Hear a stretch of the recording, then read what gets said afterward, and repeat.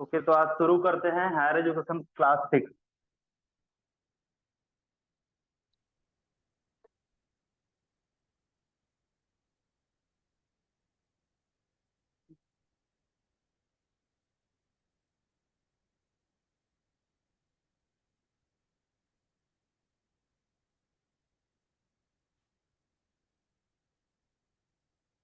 अब तक के कोर्स में हमने विश्वविद्यालय और प्राचीन उपलब्धियां जो है भारत की, वो सभी को हम लोग देख लिए हैं। और आज हम लोग पढ़ेंगे कि भारत में उच्च शिक्षा का विकास कैसे हुआ। भारत में उच्च शिक्षा का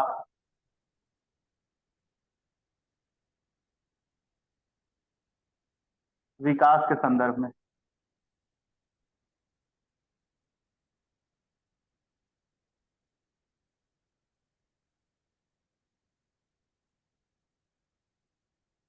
भारत में आधुनिक शिक्षा के मुख्य तीन मूल एजेंट थे। भारत में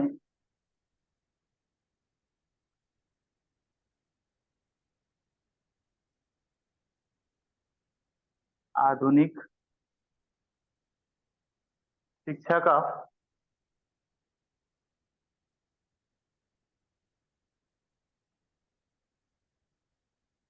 मुख्य तीन एजेंट थे।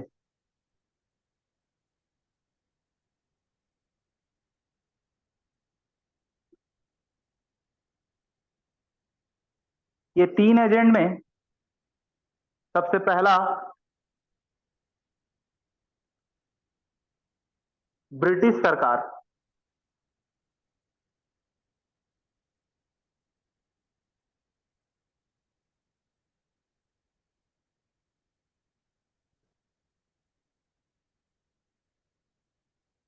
दूसरे नंबर पे आता है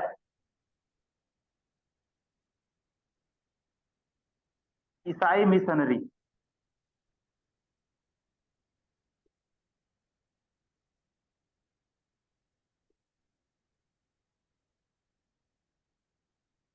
तीसरा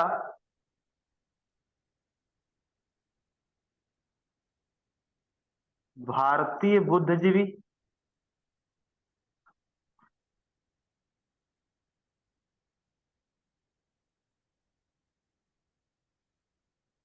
व सुधारक।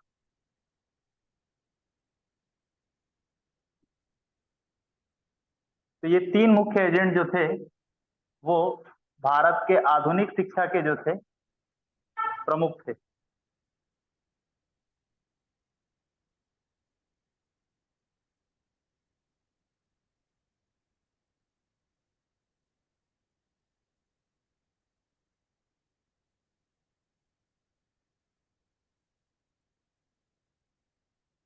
सबसे पहले हम लोग भारत में उच्च शिक्षा का विकास में सन वाइज लिखेंगे सब चीज को, डेट बाय डेट। 1781,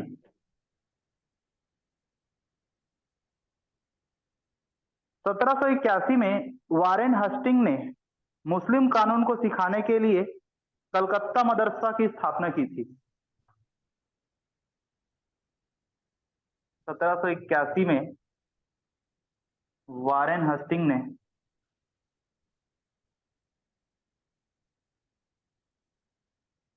वारेन हस्टिंग ने मुस्लिम कानून को सिखाने के लिए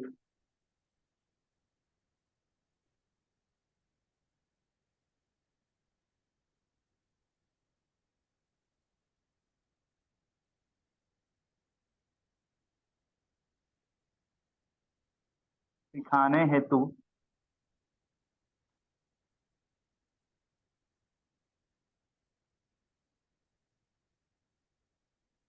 कलकत्ता मदरसा की स्थापना की।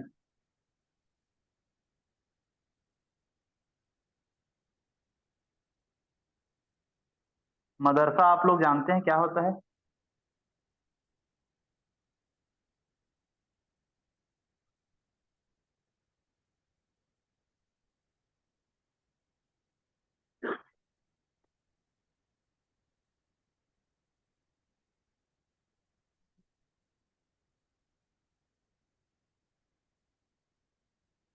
क्लास जो अटेंड कर रहा है उससे क्वेश्चन हो रहा है। जी सर। मदरसा जानते हैं ना? जी हाँ, तो उस एक मदरसा मुस्लिम की शिक्षण स्थापना, संस्थान। जी बिल्कुल, कल हमने बताया भी था कि शिक्षण संस्थान में कौन कौन से शिक्षण संस्थान को किस कालक्रम के अनुसार हम लोग पढ़ते हैं करके। तो उसमें आप लोग को बताया था कि मुस्लिम में, मुस्लिम जो शिक्षण संस्थान है उसमें मदरसा का भी नाम था, मकतब का नाम था, और नाम था मस्जिद का। तो याद रखना है कि 1781 में जो वारेन हस्टिंग थे, ये वारेन हस्टिंग ने मुस्लिम कानून को सिखाने के लिए, याद रखिएगा, पॉइंट को हाईलाइट करते जाइएगा, मुस्लिम कानून को सिखाने के लिए कलकत्ता मदरसा की स्थापना करवाए थे। अगला 1791 में,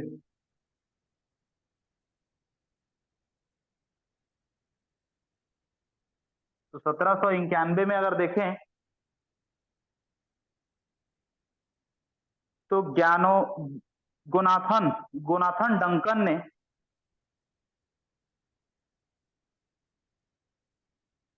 गोनाथन डंकन ने हिंदू दर्शन और कानून व्यवस्था के अध्ययन के लिए हिंदू दर्शन व कानून व्यवस्था के अध्ययन के लिए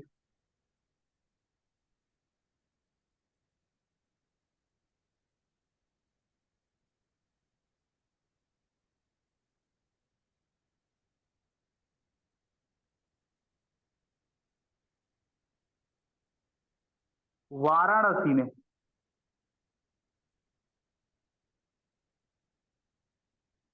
वाराणसी में संस्कृत महाविद्यालय की स्थापना की। पहले तो वाराणसी कहाँ है ये जानना है, तो वाराणसी है यूपी में, और वाराणसी में जो गोनाथन डंकन है उन्होंने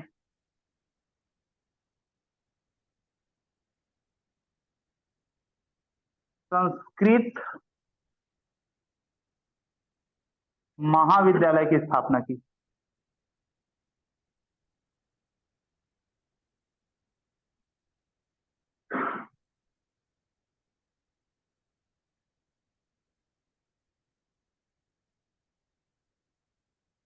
याद रखना है, गोनाथन डंकन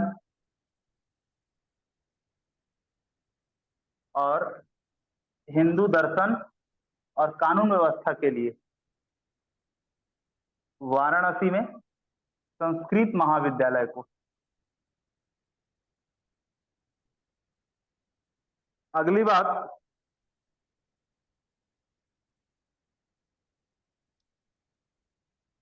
1791 के बाद 1813, तो 1813 में क्या हुआ? तो 1813 में चार्टर एक्ट आया।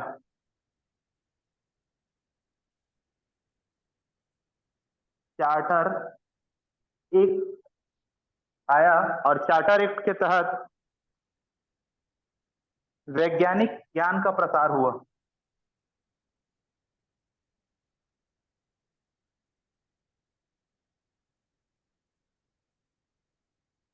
सर नीचे नहीं दिखेगा। वैज्ञानिक, यहां तक नहीं दिख रहा है क्या?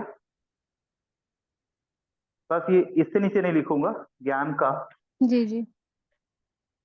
प्रसार हुआ। ठीक है।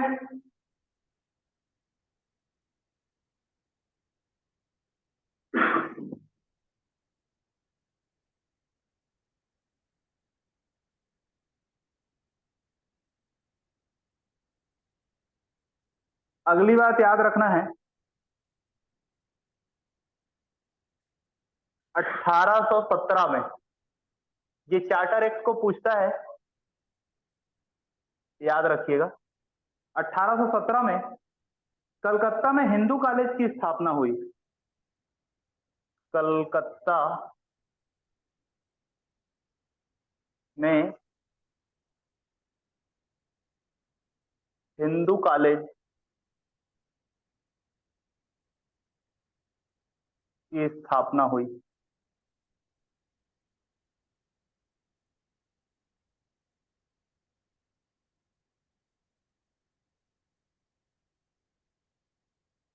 और 2010 में इस हिंदू कॉलेज को प्रेसिडेंसी विश्वविद्यालय के नाम से जाना जाता है।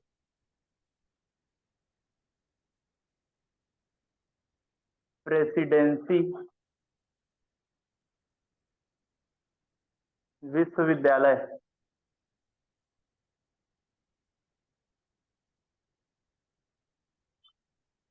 के रूप में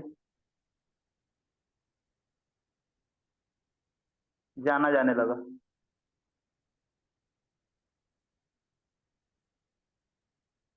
तो ध्यान रखिएगा कि कलकत्ता का जो हिंदू कॉलेज था, उस हिंदू कॉलेज को 2010 में प्रेसिडेंसी विश्वविद्यालय के रूप में जाना जाने लगा, 2010 में। अगली बात आते हैं हम लोग 1823 में। सर प्रेसिडेंसी क्या मतलब क्या बोलेंगे? प्रेसिडेंसी विश्वविद्यालय, इस कलकत्ता जो हिंदू कॉलेज था, जो 1817 में जिसका संचालन हुआ करता था, उस 1817 के कलकत्ता में हिंदू कॉलेज को प्रेसिडेंसी विश्वविद्यालय के नाम से 2010 से जाना जाना लगा। ठीक है। जी। अगली बात यह है कि इस कलकत्ता के प्रेसिडेंसी जो विश्वविद्यालय था, इसको राजा राम मोहन राय जो है, समाज सुधारक थे, आप लोग को पता होगा, राजा राम मोहन राय,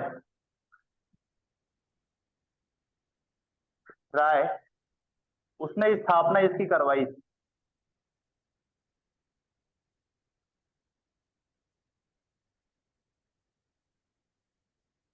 करवाया था। और याद रखना है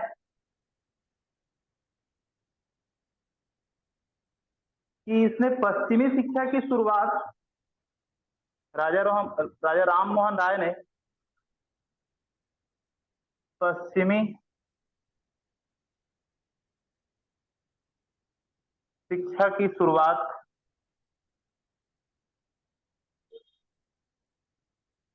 की और मूल रूप से यह एक गैर सरकारी कॉलेज था। मूल रूप से यह प्रेसिडेंसी जो कॉलेज था, हिंदू कॉलेज, वह गैर सरकारी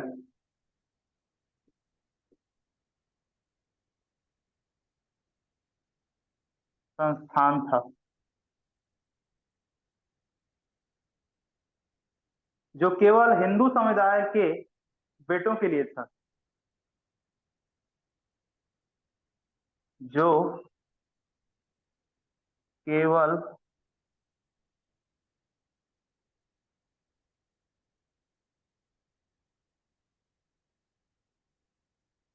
हिंदू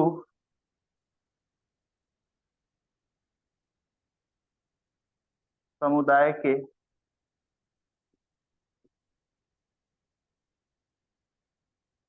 बेटों के लिए था।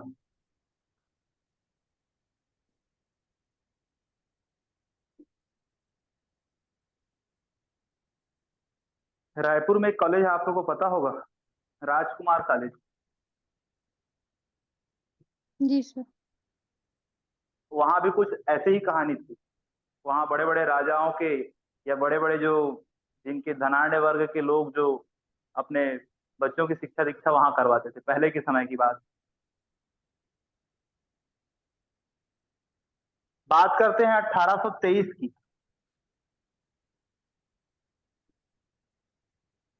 तो 1823 में एल्फिस्रिन रिपोर्ट आई। एल्फिस्रिन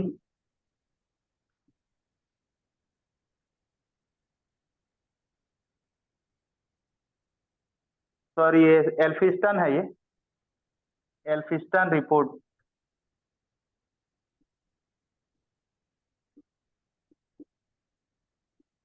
इस एल्फिंस्टन रिपोर्ट में क्या था?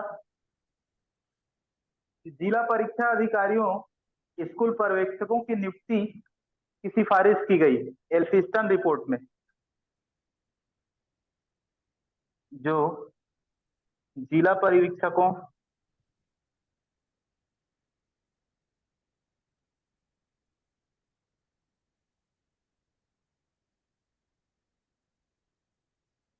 व ये संस्थान लिखे हैं, उसके बाद में कुछ लिखा है क्या सर? और कहाँ पे? यहाँ पे संस्थान। संस्थान था बस, संस्थान था बस। ठीक है। जी एल्फिंस्टन रिपोर्ट जो है वो जिला अधिकारी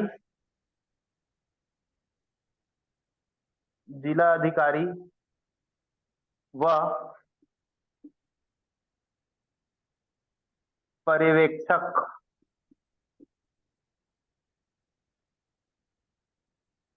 पर्यवेक्षकों की भर्ती की सिफारिश की गई एल्फिंस्टन रिपोर्ट में।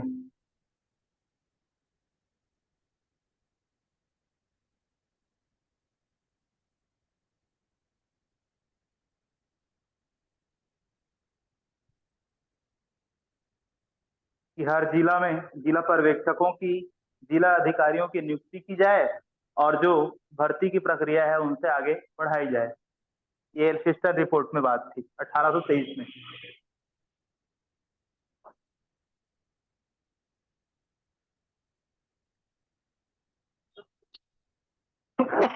कल का आपका कुछ होमवर्क दिया था क्या? मैं बताएंगे थोड़ा सा क्या होमवर्क था कल का, उस पे काम हुआ क्या? मैं काले का थोड़ा पढ़ के आने बोले थे। मैं काले के बारे में पढ़ के आने के लिए बोला था। जी। कौन कौन ईमानदारी से पढ़े हैं और क्या पढ़े हैं बताइए। पूरा तो नहीं सर, लेकिन इन्होंने हम्म। विदेशी भाषा अंग्रेजी का मतलब भारत में उसको सरकारी भाषा के रूप में अंग्रेजी को तब्दील कर दिया है ना भाई। चलो बढ़िया है। और किसी का? सर ये बाकी लोग का भी कुछ रिप्लाई। क्या बोले? पाश्चात्य विज्ञान, सर ये पाश्चात्य विज्ञान और साहित्य को ना अंग्रेजी पढ़ाने के लिए। पाश्चात्य विज्ञान और साहित्य को अंग्रेजी में पढ़ाने के लिए इन्होंने बात रखा, यही ना? जी सर। चलिए जी बढ़िया है। सर। और और और किसी का?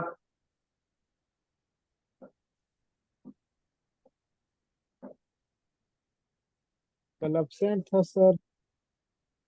अच्छा, कल फ्रेंड थे आप, चलिए ठीक है, तो दूध बात है आपको समझ। चलिए आगे देखते हैं हम लोग।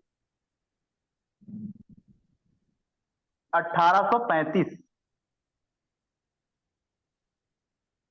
सन को याद रखना बहुत जरूरी है, याद रखिएगा, सन पूछता ही है। भारतीय शिक्षा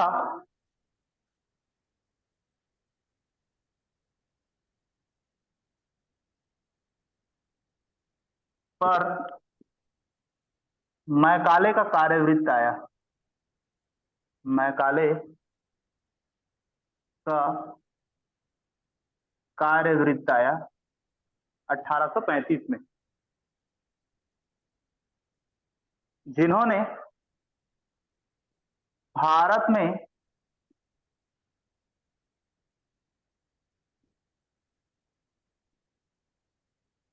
अंग्रेजी भाषा का परिचय दिया।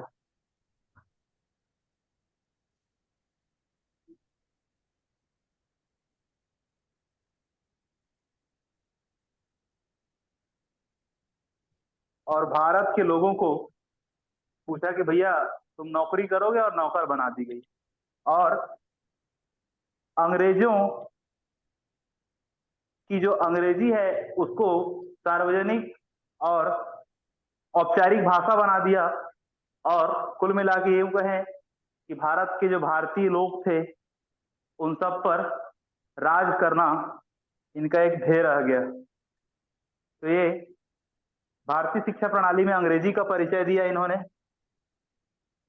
मैकाले साहब। साथ ही साथ शिक्षा के लिए अच्छी काम थी तो इनके द्वारा ये थी कि शिक्षा के लिए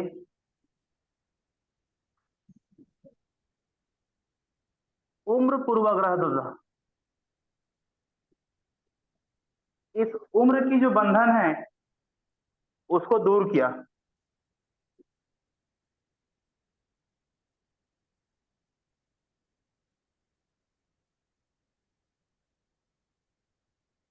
क्लियर है?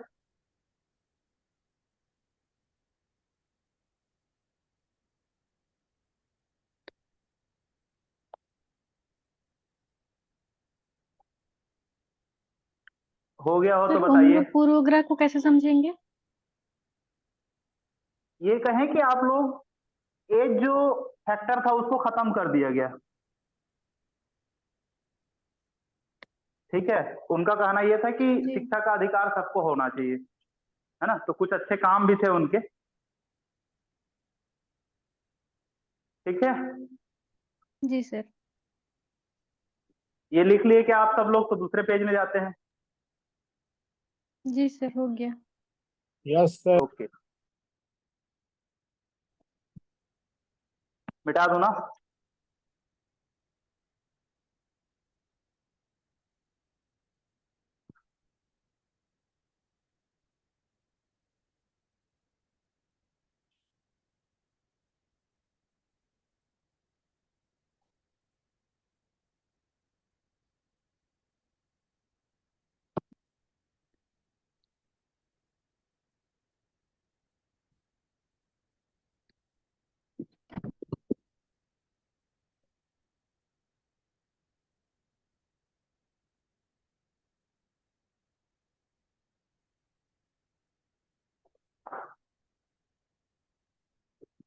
अब बात करते हैं 1854।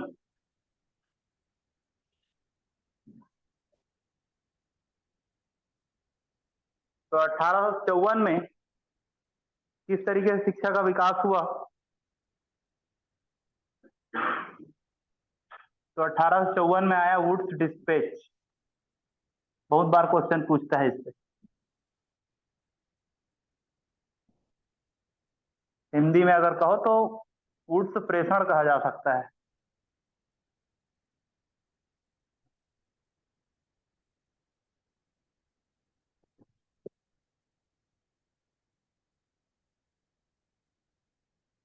तो जो वुड्स डिस्पैच था वो चार्ल्स वुड के नाम पे बना था। चार्ल्स जो वुड्स था उसने भारत के लिए एक शैक्षिक प्रणाली पर डिस्पैच तैयार किया।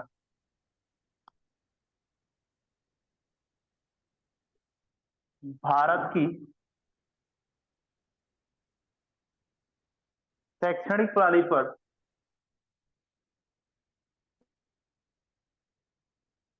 शैक्षणिक प्रणाली पर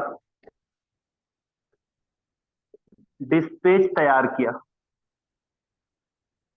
मतलब सिस्टम बनाया, लेखा जोखा किया कि भैया भारत का शिक्षा व्यवस्था में इस तरीके से सुधार की जरूरत है।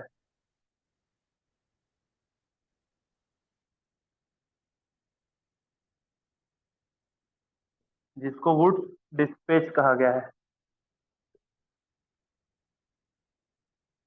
चार्ल्स वुड के नाम से वुड्स पड़ा और डिस्पैच मतलब एक लिखित प्रारूप में उन्होंने सिस्टम बनाया और इससे भारत में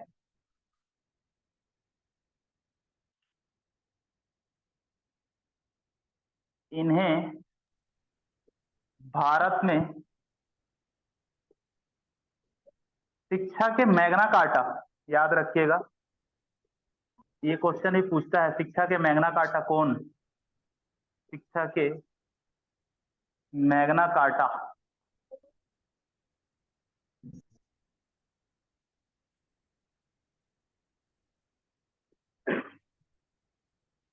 शब्द का अर्थ बताएंगे क्या मुझे? मैग्ना कार्टा का शब्द का अर्थ क्या होता है? तो पढ़े होंगे तो नहीं पढ़े होंगे तो फिर मैं बताता हूँ कि रूप में जाना जाने लगा।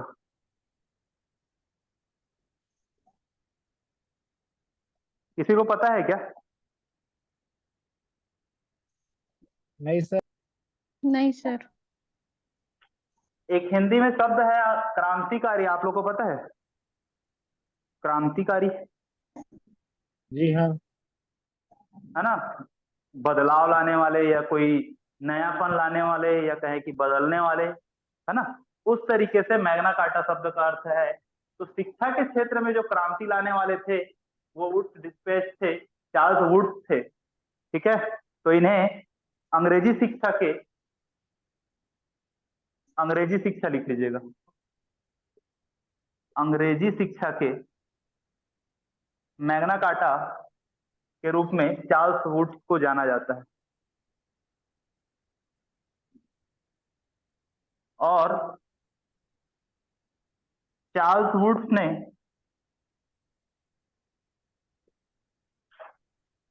भारत में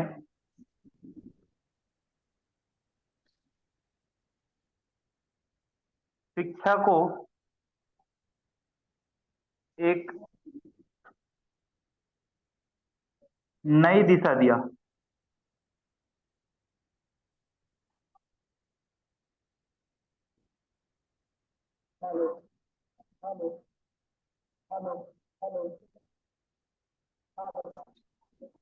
आवाज आ रही है आप लोग की तरफ से किसी के माइक से? या तो आप लोग माइक को म्यूट कर लिया कीजिएगा, जब बात करना रहता है तो अनम्यूट कर लिया कीजिएगा, तो अदर आवाज जो है आप लोग का वो नहीं आएगा। 1854 के बाद हम बात करते हैं 1857 की।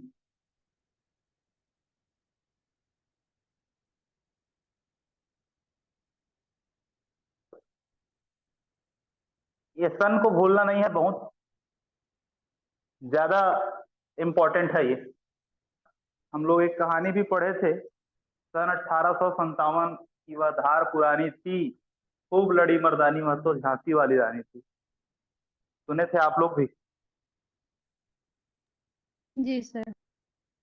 तो ये बहुत बड़ा क्रांति का समय था शिक्षा के लिए भी। शिक्षा के क्षेत्र में 1857 में बहुत बड़ा बदलाव आया और 3 बड़े बड़े विश्वविद्यालयों का स्थापना भी इसमें हुआ था, जिसमें कलकत्ता, मद्रास और बॉम्बे विश्वविद्यालय।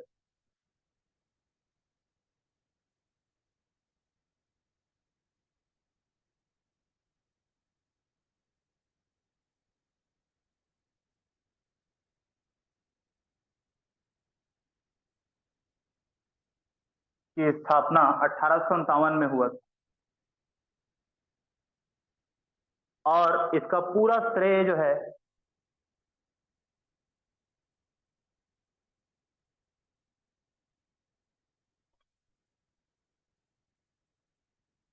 चार्ल्स वुड्स को जाता है।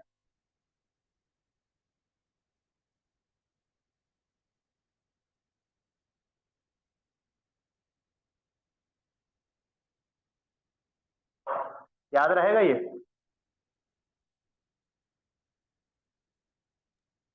जी सर। और इस कलकत्ता, मद्रास और बॉम्बे जो विश्वविद्यालय था, इस विश्वविद्यालयों को लंदन विश्वविद्यालय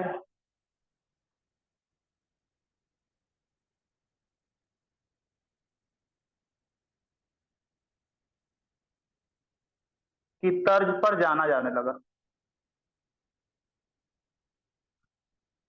तर्ज पर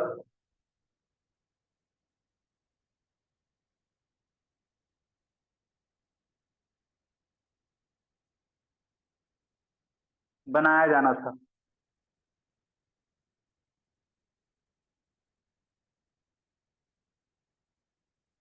जैसे अभी आप लोग देखेंगे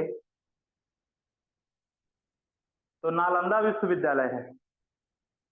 तो इस नालंदा विश्वविद्यालय की जो अभी री इंफ्रास्ट्रक्चर की जा रही है वो पूर्व की नालंदा विश्वविद्यालय की तर्ज पर की जा रही है। तो उसी तरीके से लंदन विश्वविद्यालय की तर्ज पर कलकत्ता, मद्रास और बॉम्बे विश्वविद्यालय को वहां पे बनाया जाना था।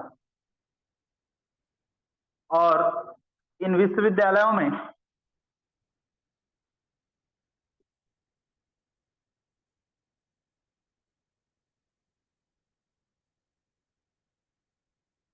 अरबी, संस्कृत, फारसी और कानून, अरबी, संस्कृत, फारसी और कानून और सिविल,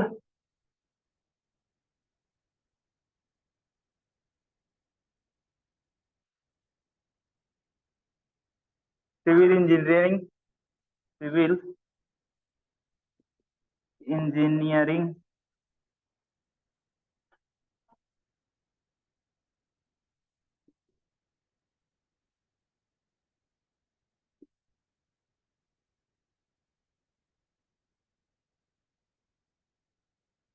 विभाग स्थापित किए गए।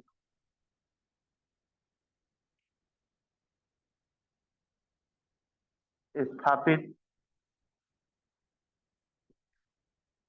किया जाना था।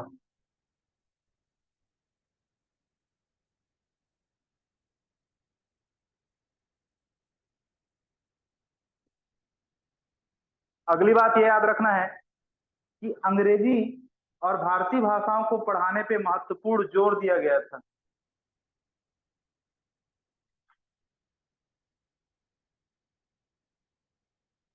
भारतीय और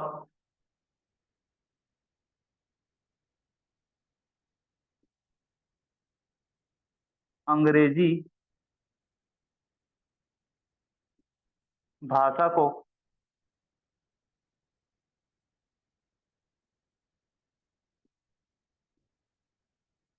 पढ़ाने में महत्वपूर्ण रूप से जोर दिया गया।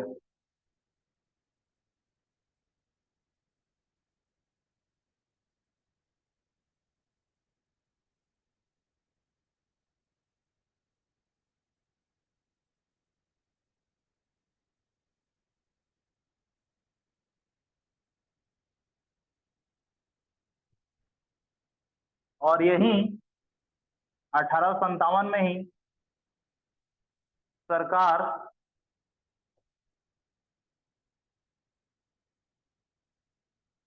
हमेशा जो है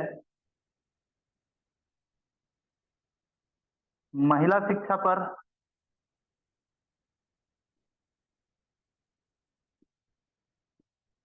जोर दिया। और याद रखना है बैथुन स्कूल जो है, बैथुन स्कूल महिला शिक्षा के लिए निर्माण किया गया।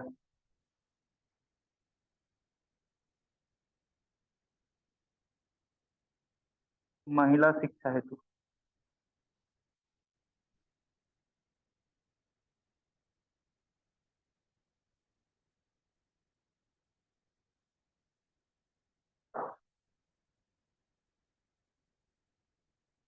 वॉइस कहीं कट तो नहीं रही है मेरी, बराबर आ रही है? जी सर। ओके, चलिए इसको नोट कर लिए क्या? आगे बढ़ते हैं थोड़ा। हो गया सर। ओके, सबका हो गया? मिटा दूं? जी सर, हो गया।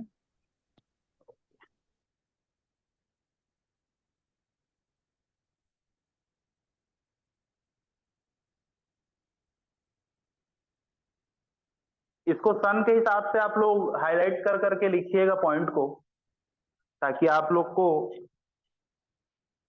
कंटेंट तो याद रहे, साथ ही साथ सन भी आपको याद होना चाहिए।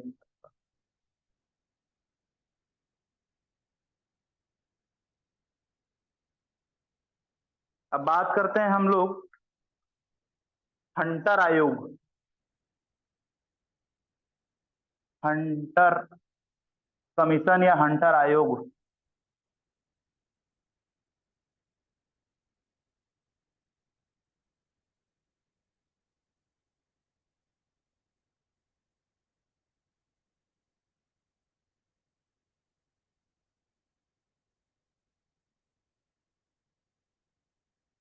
ये हंटर कमीशन जो है, इसकी अध्यक्षता सर विलियम हंटर ने की थी। सर विलियम हंटर ने की।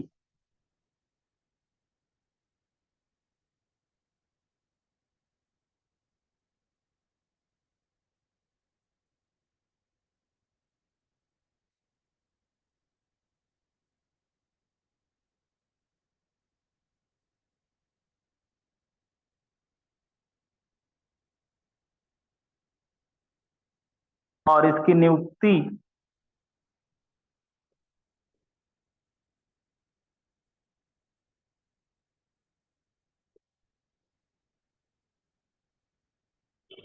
भारत के तात्कालिक वायसराय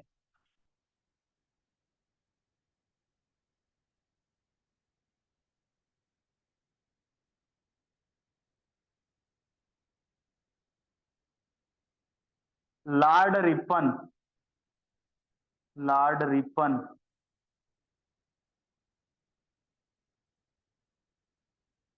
ने की थी।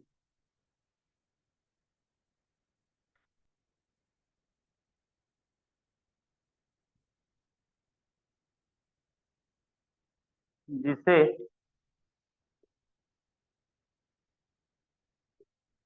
भारत के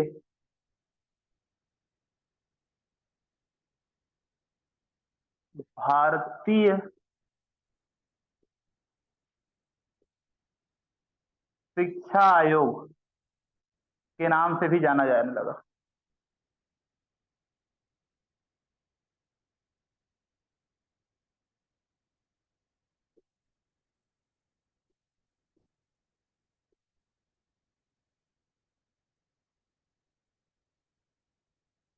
भारत के भारतीय शिक्षा आयोग के नाम से जाना जाता।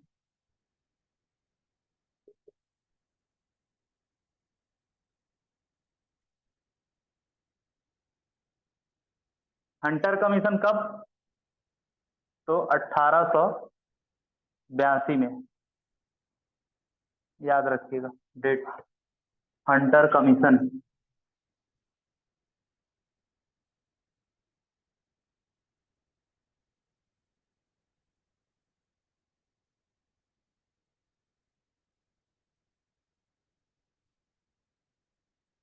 प्राथमिक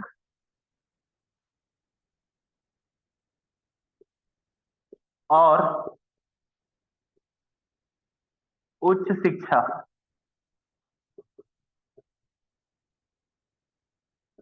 में विभाजित किया गया।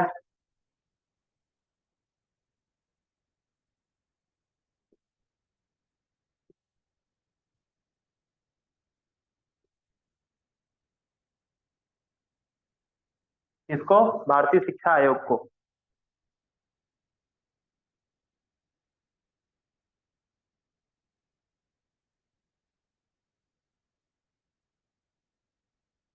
और यही हंटर कमीशन, हंटर आयोग में ही यह सुझाव दिया गया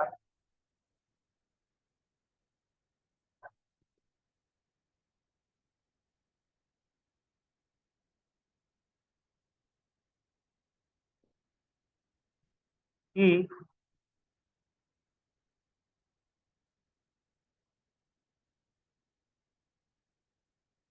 विश्वविद्यालय को विश्वविद्यालय से कॉलेज को, कॉलेजों को संबद्धता दी जाए।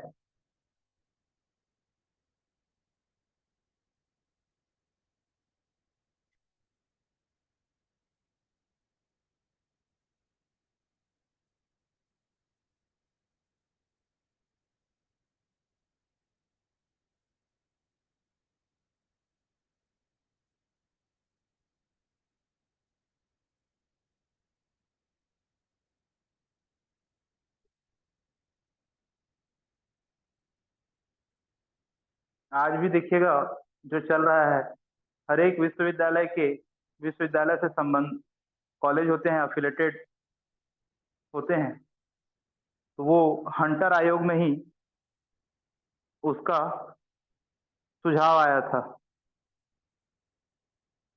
और सुझाव यह भी आया था कि जो मेधावी छात्र थे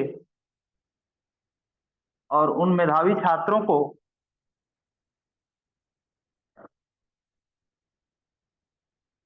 छात्रवृत्ति दी जानी चाहिए, और छात्रवृत्ति के साथ विदेशों में उनको पढ़ने के लिए भेजा जाना चाहिए।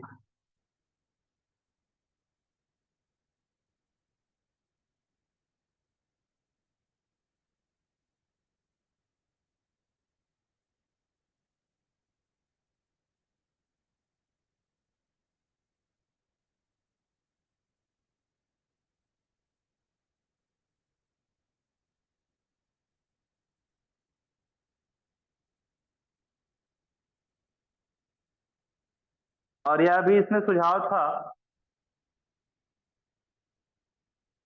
कि फर्नीचर व भवन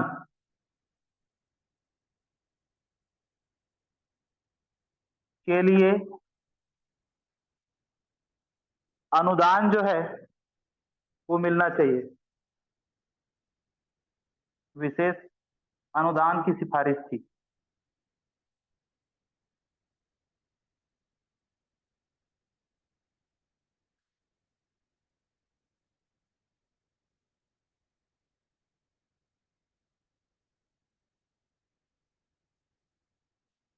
अगली बात याद रखना है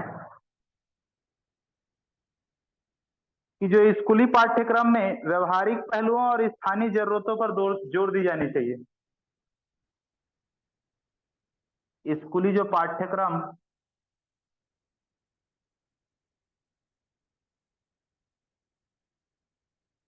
में स्थानीय पहलू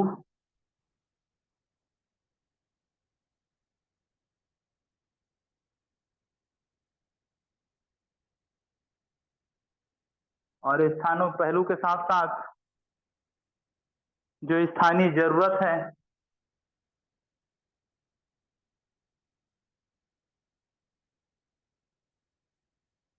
जरूरतों पर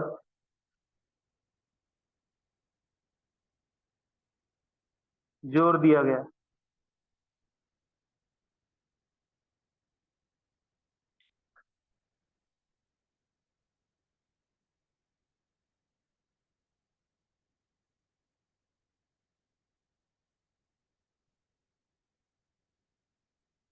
और सबसे बड़ी बात है वो ये है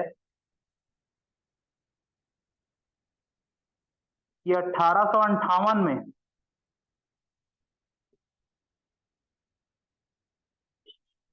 पहली बार जनगणना हुई, वो भी हंटर आयोग के नेतृत्व में। हंटर आयोग के नेतृत्व में प्रथम बार जनगणना हुई।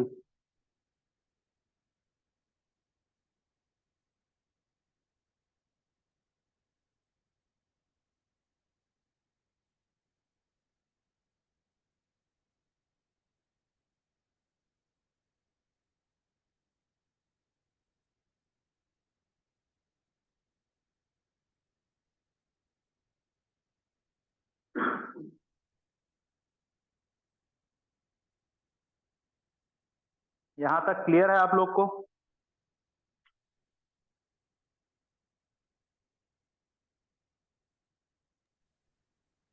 Yes sir. जी सर। तो ये रहा 19वीं शताब्दी की बात, है ना। इसके बाद का क्लास कल बोले तो नेक्स्ट डे करें? जी सर। ओके, हम लोग नेक्स्ट क्लास में पढ़ेंगे इंजीनियरिंग कॉलेज के बारे में और विश्वविद्यालय आयोग के बारे में, भारतीय विश्वविद्यालय अधिनियम के बारे में पढ़ेंगे और बहुत सारी चीजों को पढ़ेंगे। हम लोग सन वाइज सीक्वेंस से चल रहे हैं, याद रखिएगा। 1800 से शुरू किए हैं, 1700 से, और उसके बाद 1858 तक आए हैं। इसके बाद 1900 में क्या क्या हुआ 1900 के बाद क्या क्या हुआ है उसके बारे में हम लोग पढ़ेंगे, ठीक है। चलिए, आज की क्लास यहाँ तक है। कोई डाउट है आप लोग को क्लास में, कुछ भी पॉइंट में, टॉपिक में, तो आप लोग पूछ सकते हैं। ये हंटर आयोग से बहुत बार क्वेश्चन आता है, मैं तो कहूँ हर बार क्वेश्चन आता है, कहूँ तो कोई ज्यादा बड़ी बात नहीं होगी, हर बार भी क्वेश्चन इससे पूछता है।